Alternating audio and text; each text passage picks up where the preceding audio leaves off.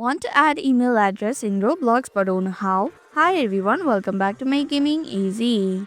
In this video, I'll show you some quick and easy steps on how to add email address in Roblox. So without any further ado, let's get started.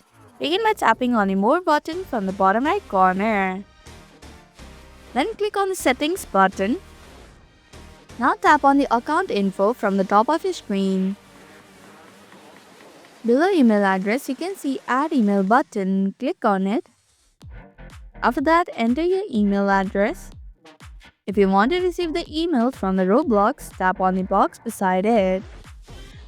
Then tap on the Add Email button. Now, an email has been sent to you for verification. So, to check the email, go to your Gmail account.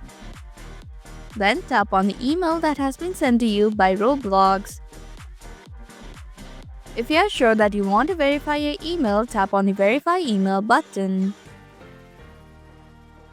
Now choose the browser option from the options given. Now your email has been verified. Also, you get a free hat after your email is verified. And that's how you can add email address in Roblox. Thank you for watching Make Gaming Easy. Hope this video was helpful. If it was, then hit the like button and comment down if you have any questions or feedback.